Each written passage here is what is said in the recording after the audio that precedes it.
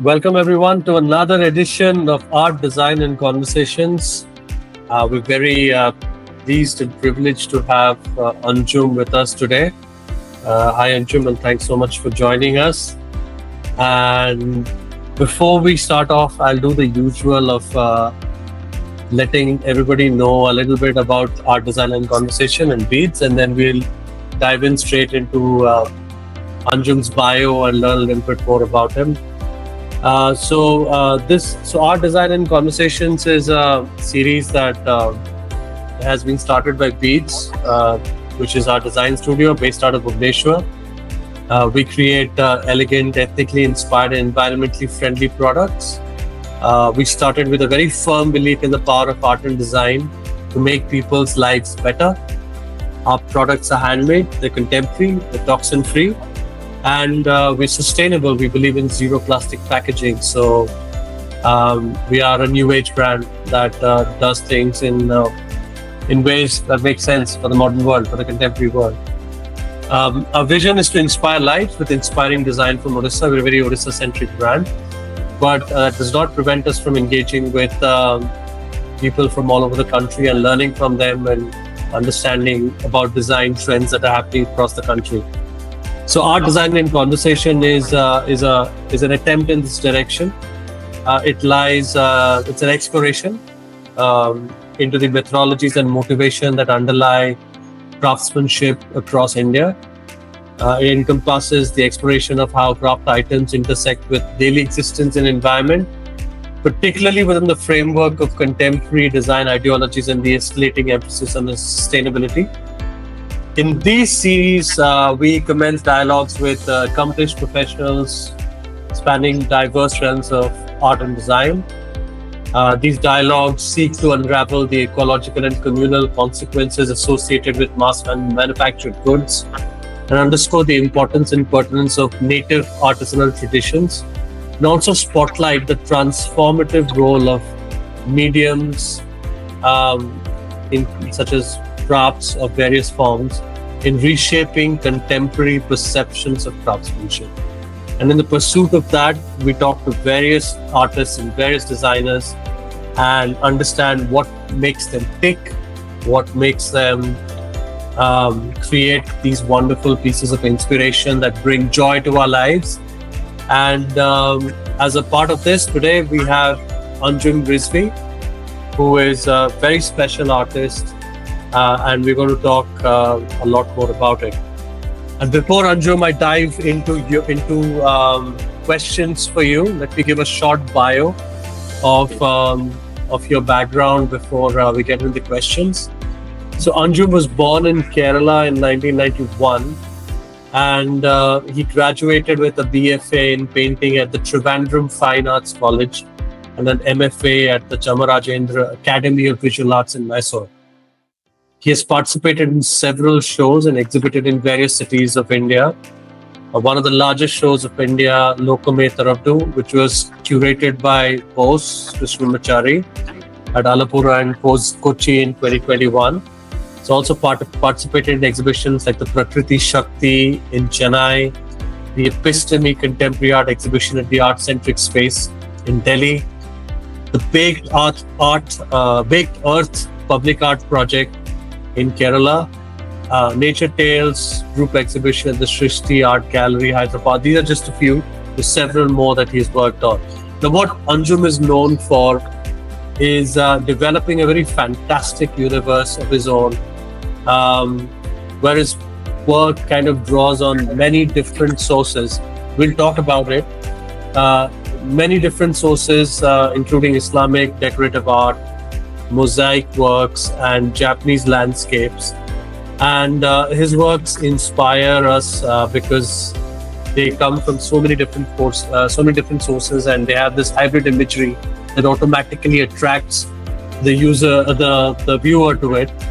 And its visual balance comes from the artist's own unique process. So, welcome Amjum to another version of ADC, and thank you for joining us. Thank you, Kids and Sandeep, for inviting me for a fabulous talk series of Beads. and I'm congratulating first of all first you did some presentation, and there is very nice artifacts and artifacts are happening in Beat Studio. Thank you so much, Anjum. Thank you. And I saw your work for the first time in Dot Walk. That was the first time I saw your work, and I think it is Seeker and His Land, which was the work that was hanging there. Yeah. And I remember looking at it, and I was thinking that this is such an intricate piece of work. And for 2 seconds, I thought that this was something around Kashmir. And then I rethought it, and maybe I'm thinking of Kashmir because of all of the Persian influences that was there in the work, right? It had that really, I mean, I'm sure you'll show it at some point when you're showing your slides.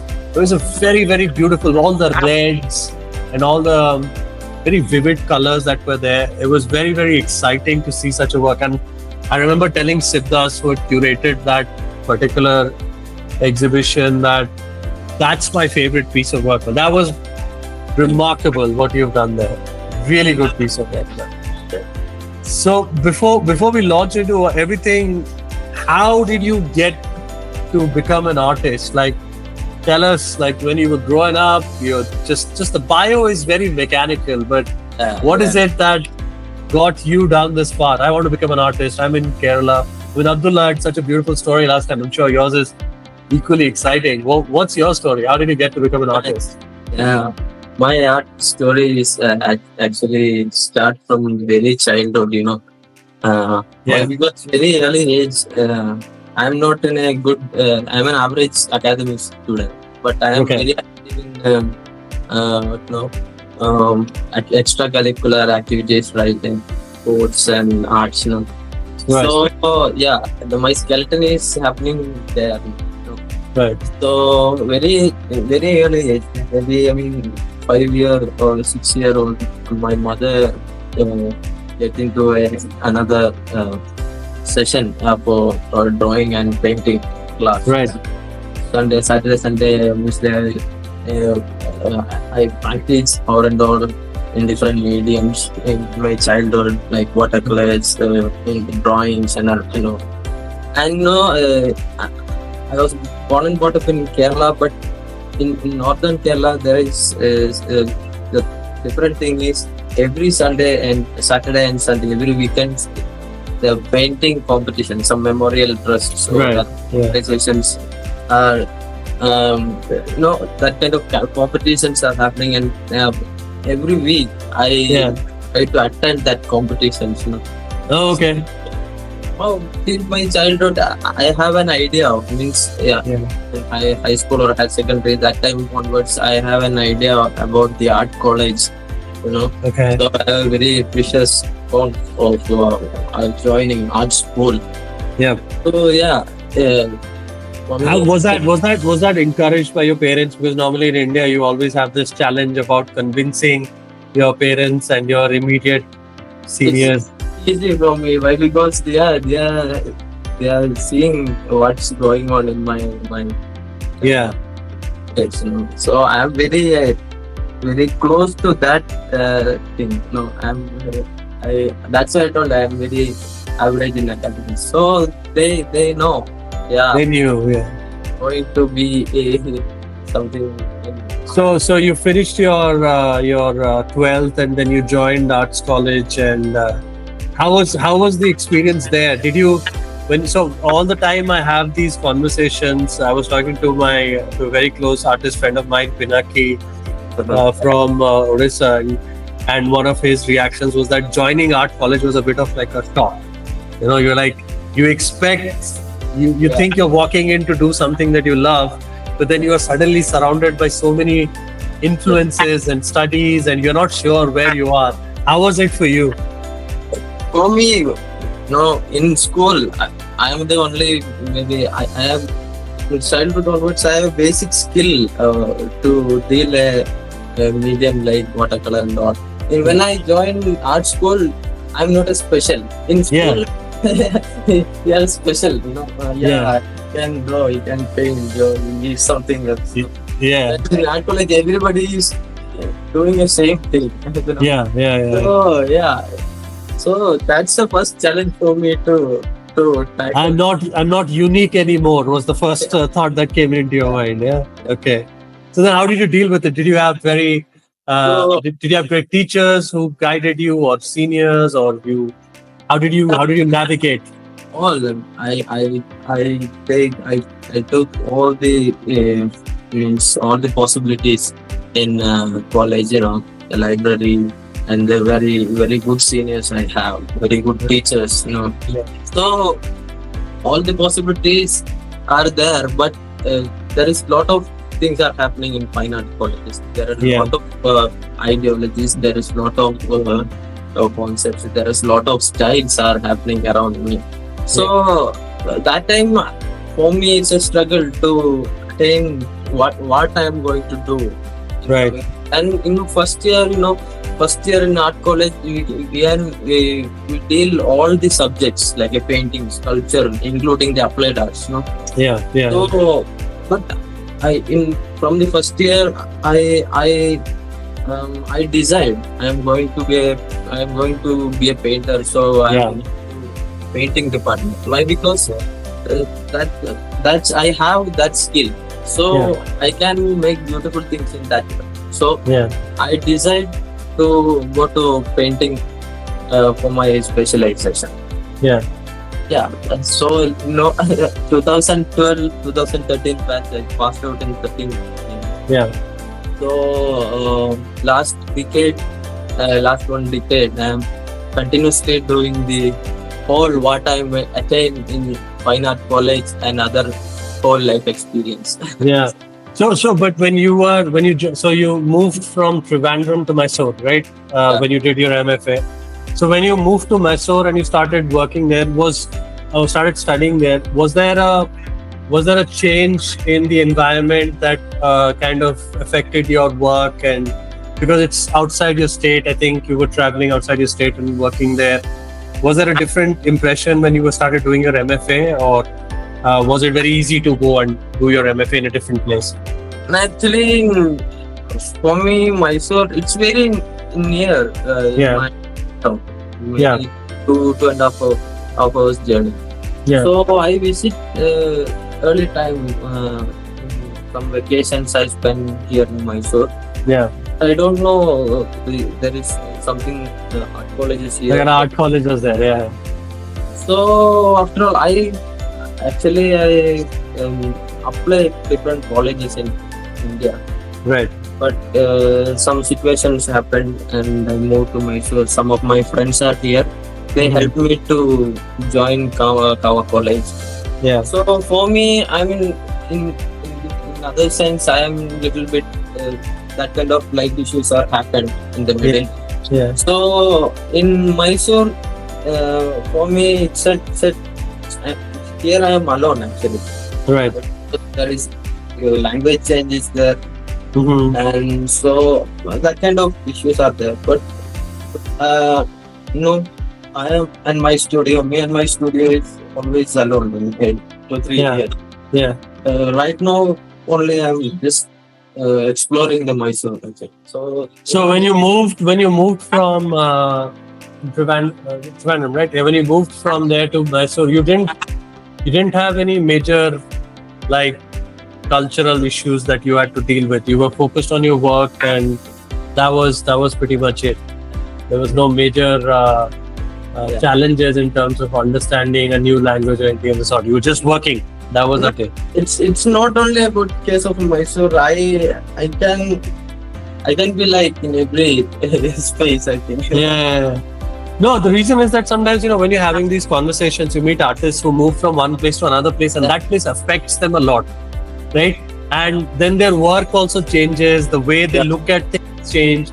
So I was wondering that when you shifted from random over, but in Kawa, in Kawa, one of the main attraction for me is a library. There is a lot of books about the Persian art and stuff. Yeah. For many exhibits. Yeah. Japanese landscapes. That's why that's a main that's very good role in my recent process in that Right. college library. Yeah. So that's only thing actually.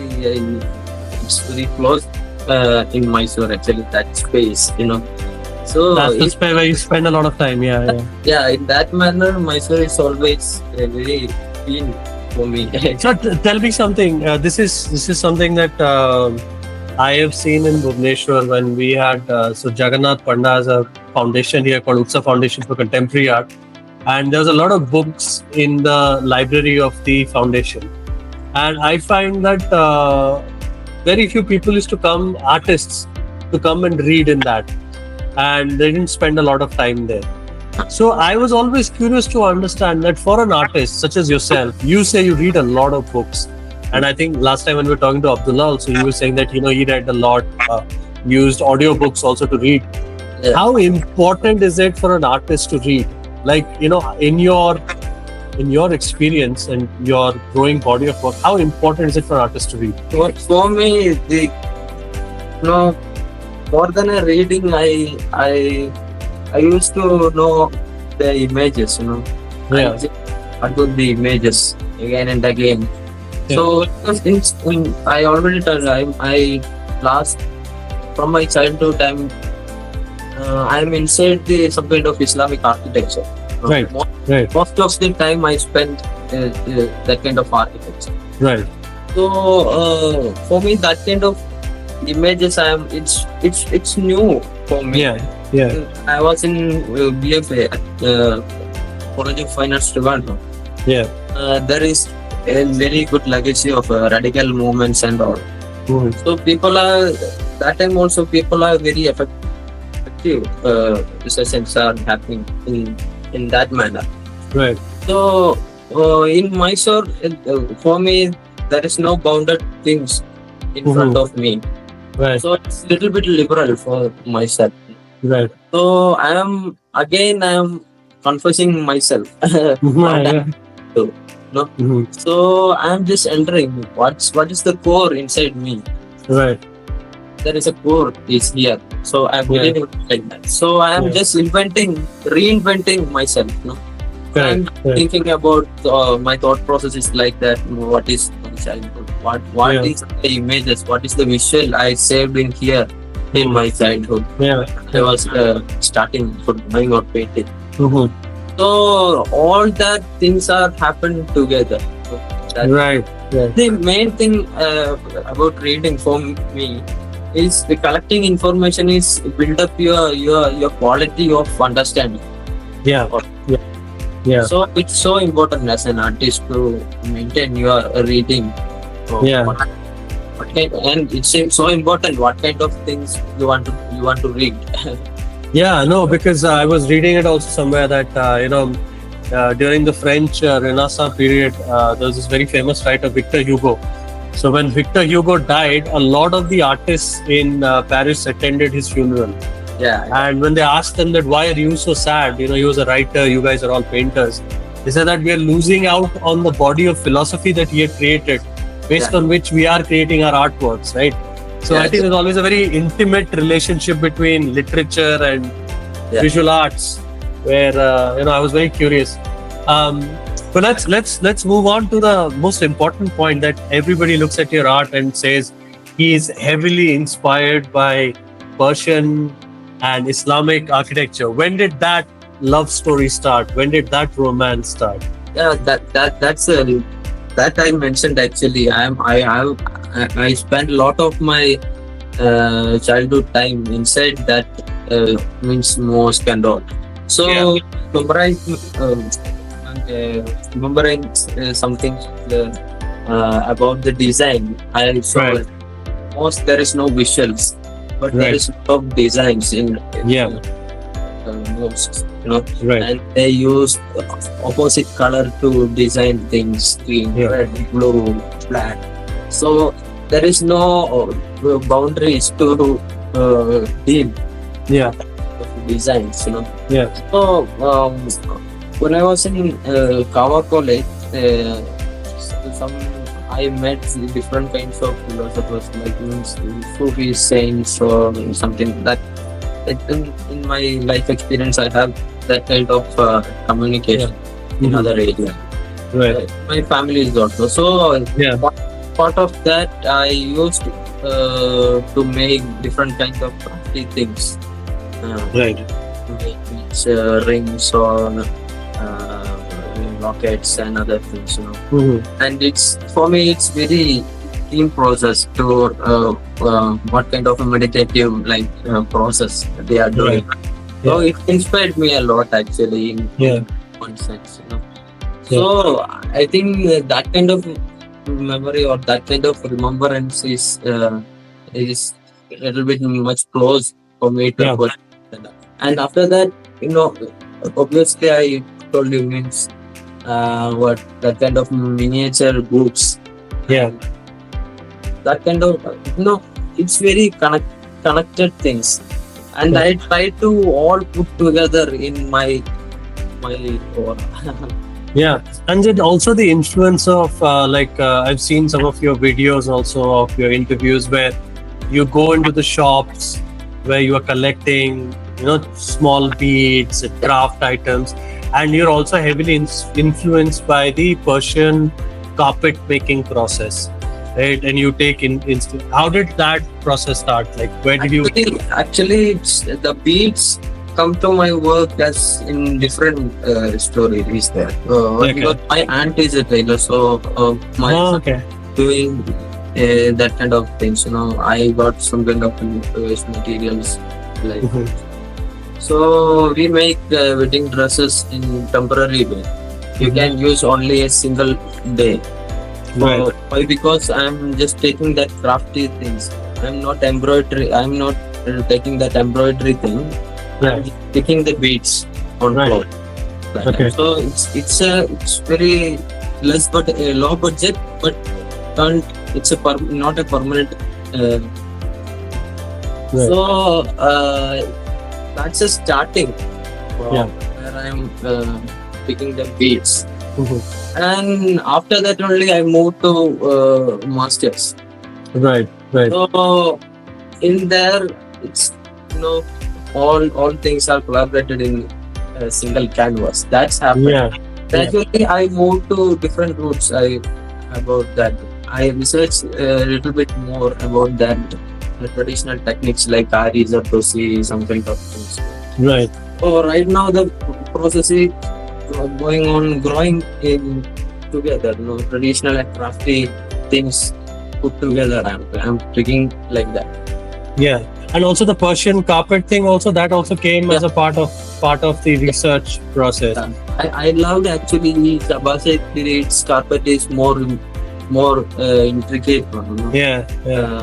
They use there is a 12 to 15 images in one single square feet. So it's very challenging for me to how they are dealing with that kind of thing. That's why I'm just dealing big spaces.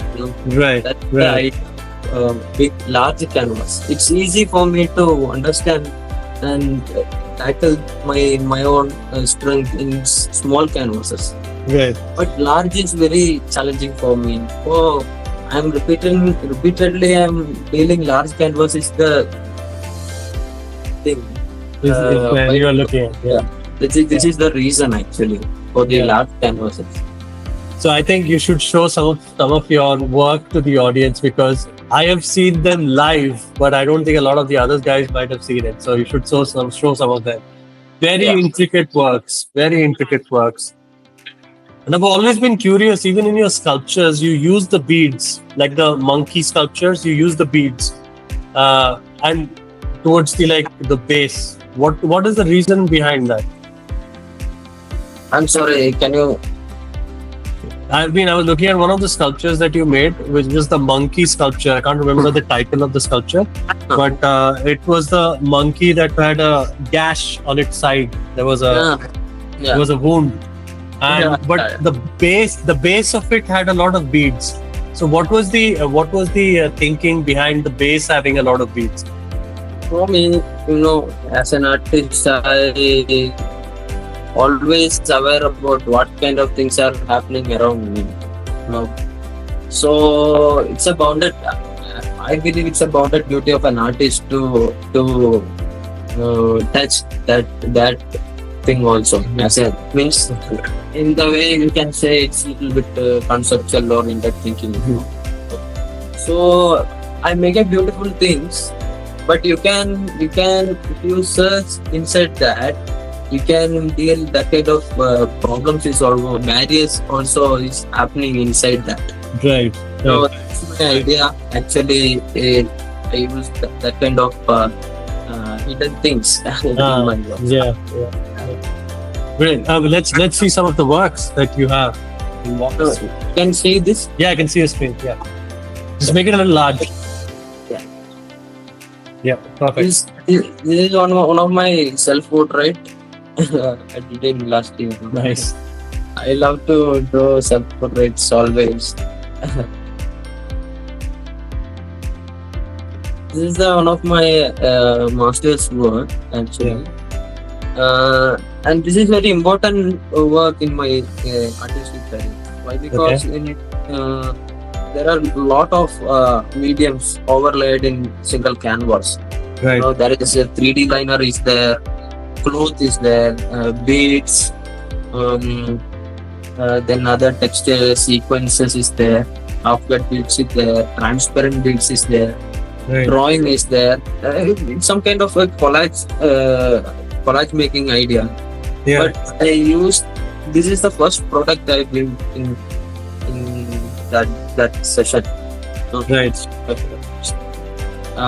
For my survival, I used to work outside in Saturday Sundays. So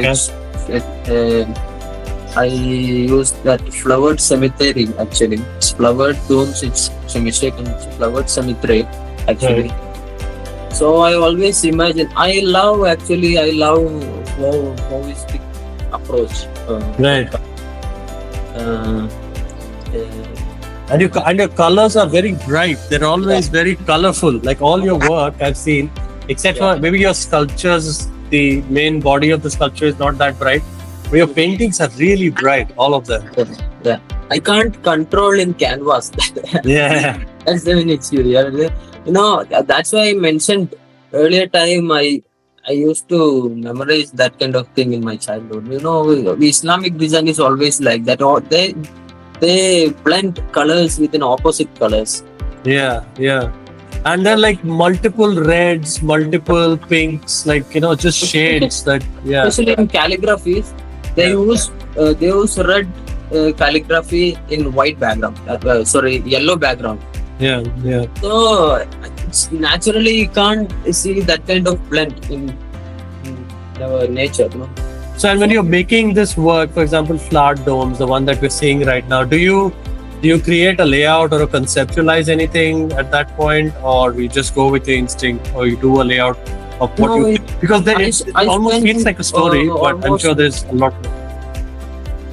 Yeah, but I spend almost, if I spend 1 month a work or 2 months a work, what kind of thought process is happening in my head will appear in my canvas. That's it. Right. If you are thinking about more political visuals or more political things, right, that will appear to your work. Or if you are in a very romantic mood, that will also come. So I'm trying to balance it.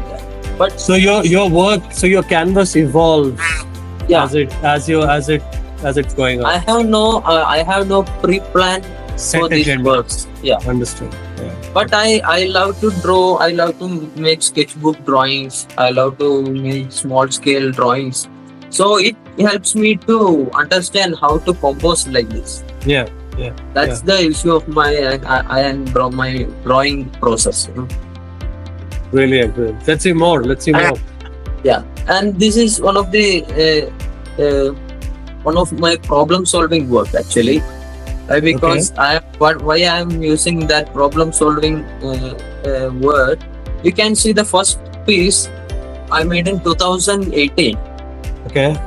2019, 2018, 19. I made this this one, first one. You can see. Okay, the one on the left. Yeah. Sorry. So this is the first starting point, starting time when I am using these materials. No, it's a very small work, 20 to 24 inches. But if you can go through a second work, I'm just solving the whole what kind of things I missed in a first work. Yeah. I'm just trying to apply that second work.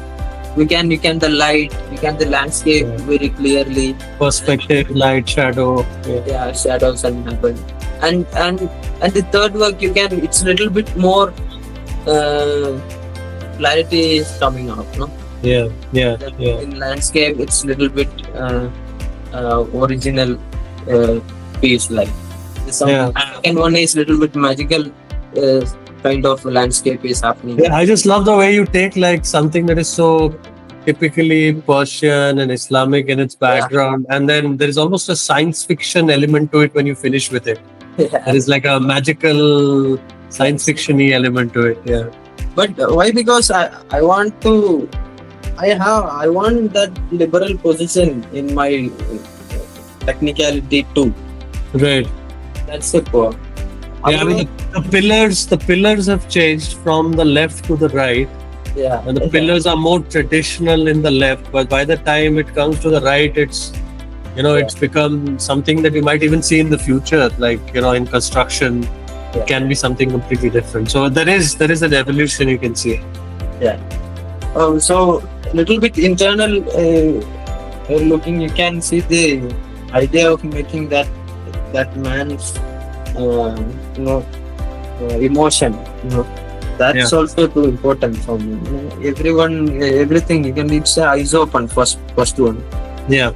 Little bit closed in the second one, and it's fully out of control. It has to be. Yeah. You can read like that also actually. So then this one's a problem solving series. Then people are asking me why you tackle your blocks in your works. Okay. My answer is I have no blocks actually. Last 10 years I'm working continuously. I have no blocks in last 10 years. Very truthfully I'm telling. Why? Because this is happening actually. Right. When I finish one work, it's not finished. Mm-hmm. I'm just looking again and again, and I just invent a problem and I'll solve to a next piece. Right.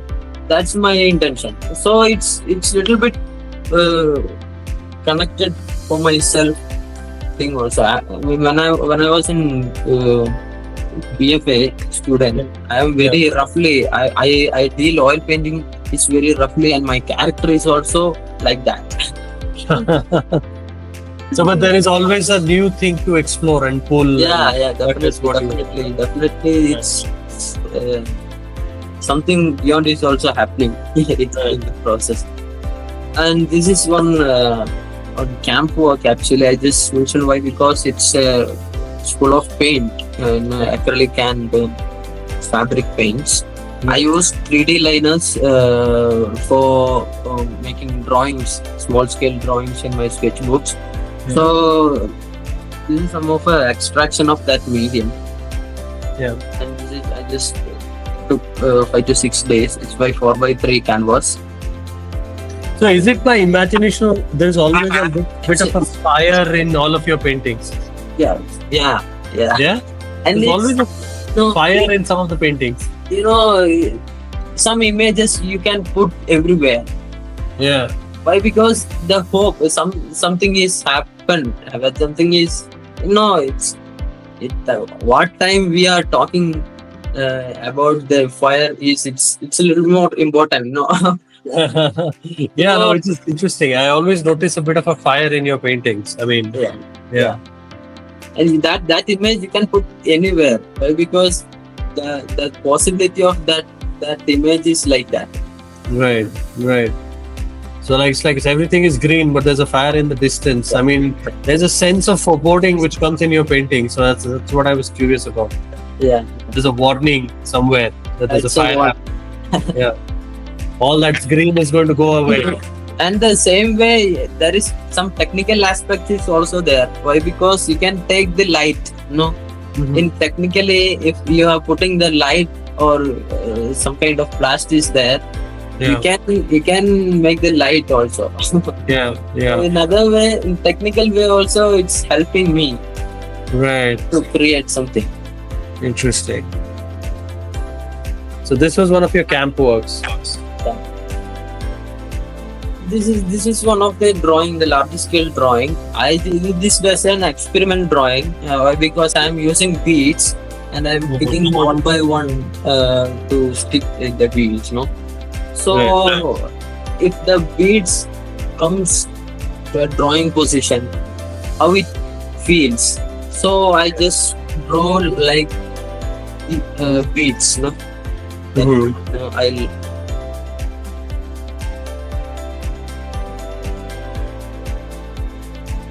can see the details. Yeah. So I like to deal this kind of experiments also in one way. So your experiments with beads started pretty early on in your college or later on? No, maybe master's program. Masters. So this drawing is some kind of like this And the red dome is it paper? The material? It's a paper. It's a cutout from that shape. Okay. It's almost like a story element to all of them. Yeah. Otherwise, it's some kind of, for me, some kind of flirt is also happening in my. It's some kind of seducing people on it. For me, it's very important.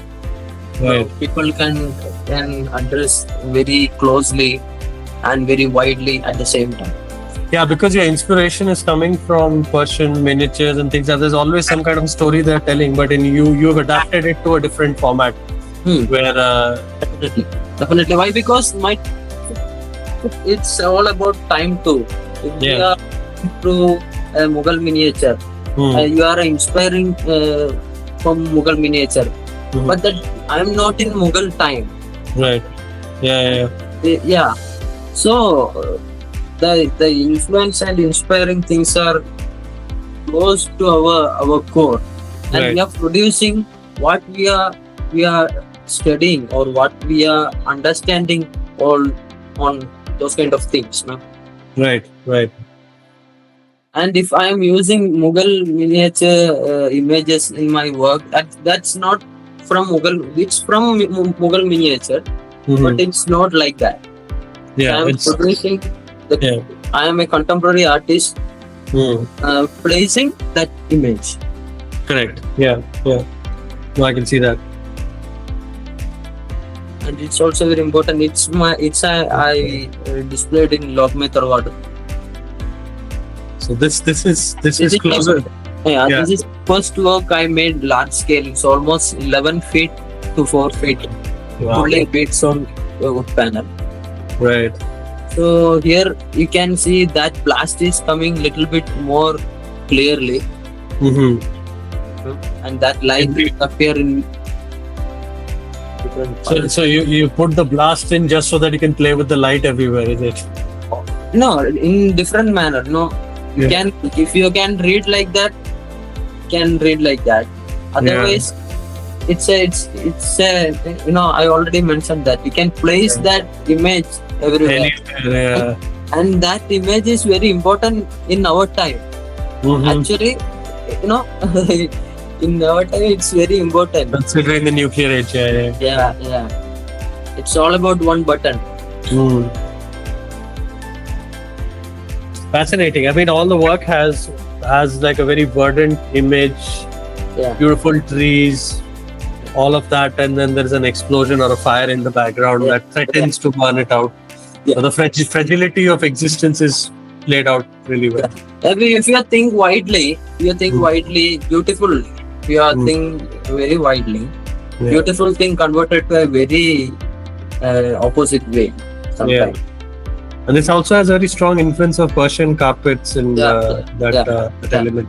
Yeah, especially last with side portion. Yeah. They closed that. Okay. And I tightened a lucid range.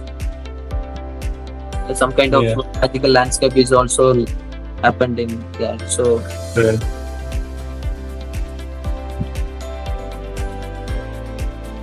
Yeah.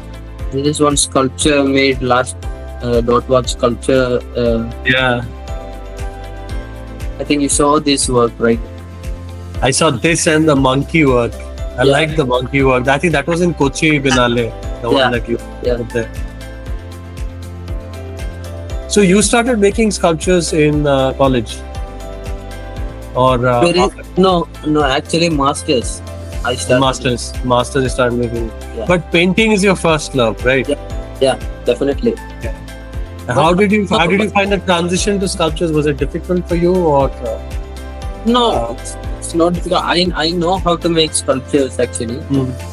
And but composition-wise, putting it together sometimes can be challenging for just someone who loves painting. Right now, I am understanding. Some images you can't place in your canvas.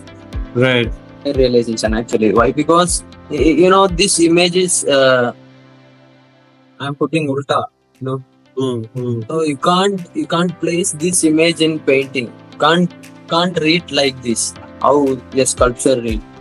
Right. So spatially, it does not work for some of the. Yeah. But after making sculpture only, I realized that.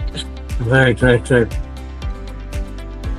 And this is a Muthappan Theyyam, one of the tribal god in rural area in North Malabar actually. Sorry, what is it once again? It's a Muthappan Theyyam. Okay. It is a that is. It's a Theyyam in Malabar area, Kerala. Okay. So god of some sort. Yeah, it's like a god. It's a okay. And one is a Sufi saint. Okay. And they're hugging each other. That's it. And I think it comes out. My friend is curating this show actually. Okay. So I'm just taking the curatorial note as a challenge, So because I want to make a object, it's like an object kind of exhibition. Okay. So in sculpture there is that kind of possibilities also had. If you can make ulta, it's not a sculpture. This is an object too. Switch it around. Yeah. So that notice helped me to build this actually. Yeah. His curatorial guidance. Yeah. So let's see two more, and then we'll go on. And in our political context also, this image is looking like this is little bit more close with my ideology. Okay. Maybe. So let's see two more, and then we'll go on with other questions. So detail. Okay. This is the detail of it. Brilliant. A lot of beads work. Yeah, it's fully beaded. Yeah. So how long does it take you to make one of these sculptures? Almost time. Yeah. Almost I spend 4 to 5 months. It's intense work. This is the detail. So you can see where there's a lot of, because of your work, your style of work, there's a lot of craft influence in this. Yeah. Intricate detailing that is there. So this is my studio. This is the last slide. This is a painting. After a long time, actually, I paint a bit big size painting. Actually, this I titled an image seller. Yeah. This is the core is I want to paint in a large scale. That's just only idea of making this painting. Yellows and reds, my God, beautiful. So yeah, in here I use different, I think different technique like means overlaid, means renaissance Mhm. painting techniques in background. So I'm just playing all. I think my paintings are coming out maybe in Yeah. coming years. So that was one of my next questions. So we've seen your work in sculpture, in beads, inspired by Islamic architecture and also Persian carpets and things like that. So what is next? What is brewing? What's the next thing you want to do? I mean, you've done sculpture, you've done painting. Those are your preferred mediums. What other areas you want to work on? Actually, I started to making paper collages Okay. very recently. Okay. Why? Because in bachelor's, I used to make small scale collages. Right. So yeah, it's I think I have possibility to do collages also. Yeah. Now, how do you find it very different from easier, harder, making the compositions? Always I think very hardest thing. It's a challenging thing. Yeah. I want to become that kind of thing. Yeah. More challenge is to make more realizing things. And the collages will also have beads elements in it, like in the No, past? it's only Just paper. just paper. Okay. But it's in. I think the collage is coming, but it's more detailed than this. Oh, okay. Okay. So there's a lot of so the sources will be again from multiple different areas. Yeah, Right? yeah. And also for you, If you're talking about paper, you can just imagine a paper. yeah. But there is lot of kinds of paper is there. True. And will there also be painting in it? Little bit? No, I think Just collage, pure collage. Okay, very cool. I think we have Julius here. He might have some questions on that. The other thing I also saw that you also worked in public art projects. There was one public art project that you worked on. How was your experience in that?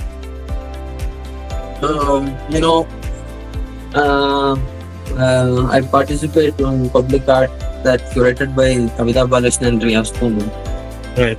in Matilagam. That our duty is to make publicity to that event. Mm-hmm. So I and one of my friend put together the collaborative project, Mm-hmm. and we used to go outside and drawing, and we displayed in restaurants and public booths, public spaces. Mhm. It's not that much large scale challenge for me, but the idea of publicity, the idea of maintaining that kind of it's some kind of advertising fee. So the reason for asking you this was, you worked so much with your work is displayed in galleries and in internal spaces. But when you're doing public art, it's a different ball game. So how did you feel? Like, do you think it's something that you're attracted to, where the public gets to see it, it's outside and all that? It's a different challenge for an artist, right? And it's first of all, it's the appreciation mode is in different. Yeah. That's the first thing I experienced. So because people are, it's very. If we are in outer gallery, we are working through outer gallery of public space. Mm-hmm. It's you want to be aware what kind of people are entering your work. That's an important thing. That's a challenge for me on that time. Because if you are doing a live portrait on public space, people are expecting that guy is coming to this paper. That kind of emotions are in the public projects. So I always find in public projects, people either like what you have put in the space or they hate it. There's no middle ground. They're like, okay, I like what he has done, or I don't like it at all. So I think that is always a challenge. Actually, I have some invitations in some public projects I rejected. Why? Because I have no it's not about comfort. It's about understanding. Right. And I said some of my friends are very happy to do some kind of things, and they are doing very well actually, more than me. So I'm just looking what they are doing actually. Maybe in future I'll also be part of some kind of some larger project. So the other thing I wanted to ask is that because of your work is very personal to you, and it's been inspired by some very personal experiences, like you going to the mosque, you having your aunt who was a tailor, who had this thing. So do you ever identify influences from other artists who are out there who you believe have made an important contribution in terms of influence of your work? Sorry? Are there any such artists that you say that, okay, these are the people definitely some artists. I always prefer the artist. The Western artist is more comfortable for that manner, because in my bachelor's I used to draw like mosaic. Yeah. Because I have to draw like mosaic. Right. So, after that, at the same time, I love Kusama, and at the same time I like Fred Thomas Ali, and they are in different ways. yeah, very different. Yeah.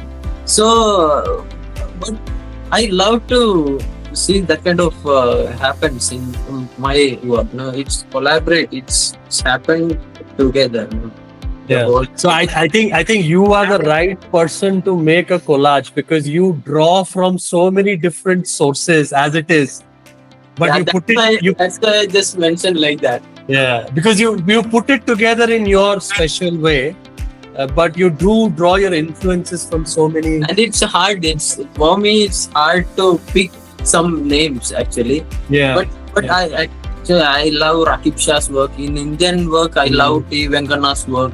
Yeah. It's very close to my medium also. My medium, so you use meats and other things in a different manner. Yeah. So yeah. Very different for you. Okay, I think we're coming to the point where I want to let the audience ask you questions, but I have one final question. This is always my question. I asked this to Abdullah also last time. What is your advice to all the young people who are going through the art world right now? And what would you tell them? Like, you are a young artist who's making his name in the art world, having his exhibitions, people liking your work, and most importantly, having your very distinctive style. When people see it, they're like, this is most probably an Amjum Rizve's work, right? So they get that sense. First question, what would be your first 2 tips to a young artist? And second, what would you encourage them to do to discover their own style? As you mentioned in my slide time, it took time. It's all about time. If you are in a deep process, you can understand what you want to do more than what you can. And after all, to my family or friends or art students or everybody, I want to tell you one thing. Being a good human being, so you can realize what you can do in your life through art, through which area you are planning to do something. Being a good human being is truthful human being. Yeah, that's an important thing. I quote one William Blake's quote. I always write to my diary. If your perception is were cleansed, everything appears to you as it is infinite. So I believe in that. So that's the core advice to the artist friends actually. So there is a question from you from social media. What did you lose and gain in your artistic journey? It's hard to tell what gain, what that's why I tell. I'm a good human being. I'll tell to anyone. Why? Because So okay, let's deconstruct that. So, What does a good human being mean for you? Like, good human being means you. If I am telling I am a good human being, we can do that. You can tell like that. If you can tell like that, you are a good human being. Why? it Because comes from within. it's from here. Yeah. Okay. And the loose there is in our and our there is spirit. There is a lot of spirit happen in my life also, in my like, personal experience journey, and there is a lot of things happened in my life. It's a struggling period is there. So that is not a lose. That's an understanding what's going in our whole aura. Right. So that's a realization. So there is no loss. It's all a learning. So it's all learning actually. It's about learning actually. It's a time. All contributes to what makes you an artist and a human. I'm not over and all. I am not arguing. If I'm it's a very. Next day I will be in different position, not in this position. So, the thing is, it's all about time. I believe in like that. It's not about gaining. It's not about losing. If you are written about losing, I have lots of diary to write it. But okay. But it's like the three paintings you showed where you were evolving in the painting. Like every time there's something new coming out. Yeah. Something new, something like different. Exactly. Yeah, going at a very. And if you keep working, maybe in the next 3 years, if we have this interview again, there'll be 2 more paintings beside that. Yeah, definitely. Right? Definitely. There'll be 2 more paintings beside that. So I think that's the important part.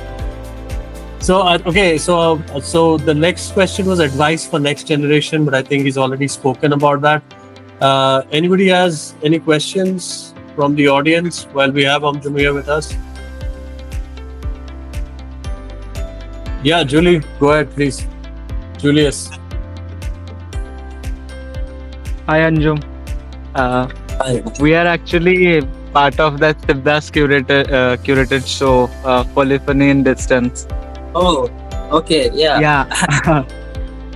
I saw your work there, in person. Yeah. So I already understand your practice so widely because we have been discussed in the exhibitions, and also with Siddhas many times we discuss about your work, and then like the way you use the medium, like the beads, and also because I do lot of collages and I think that the kind of proposition you are using as a collage, even sometimes I call those things as juxtapositions. Like, we are putting together dreams, we are putting together memories, we are putting past and certain kind of image. Those were built up throughout a certain time. It's like through time, maybe after 10 years you are thinking of something else as a memory, and that image will be evolved through beads, maybe as a sculpture or something like that. So my question is, when, like, if you are doing a painting, like the series of work you show us in this presentation, like you have a particular choice of color. What if the material is unavailable at that time?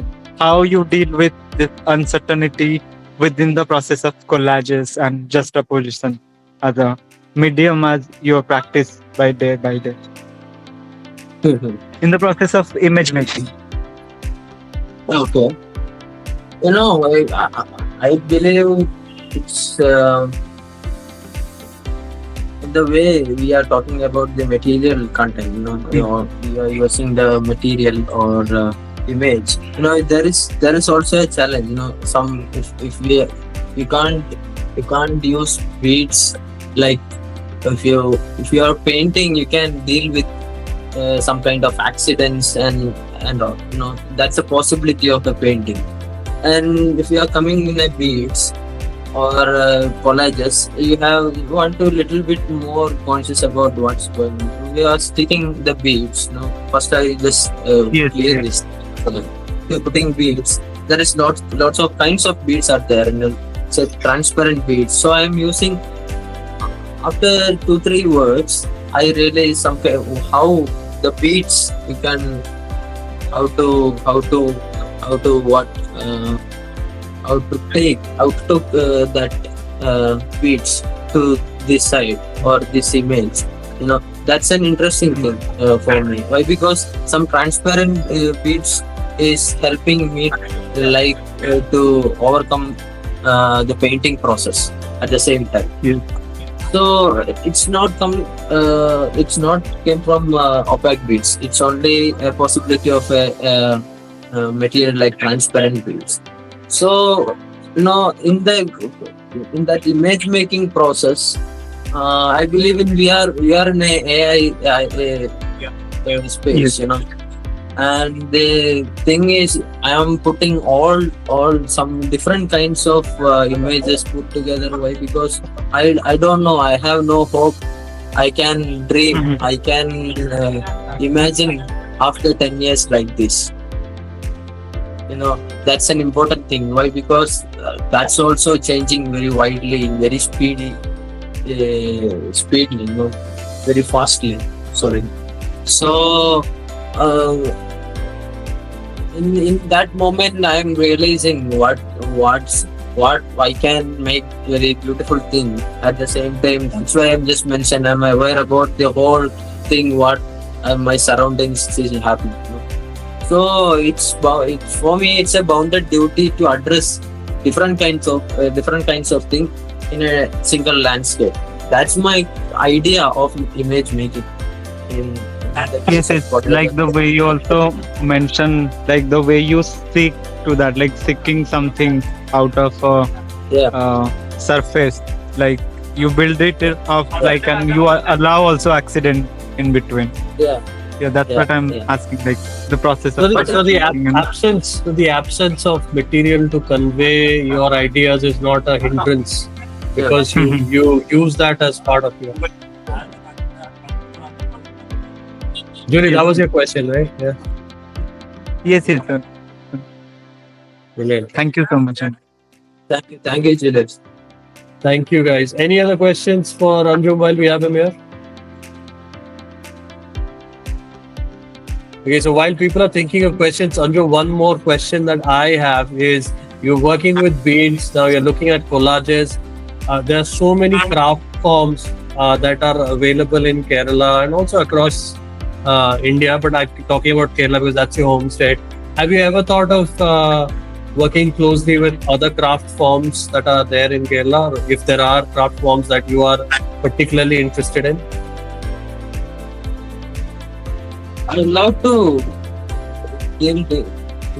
I love to make different kinds of. I interested in my childhood. I make lot of reproduction works like mural, Kerala mural. I did small scale for my study purpose. Right. When I was in my childhood. But yeah, it's not very close for me actually.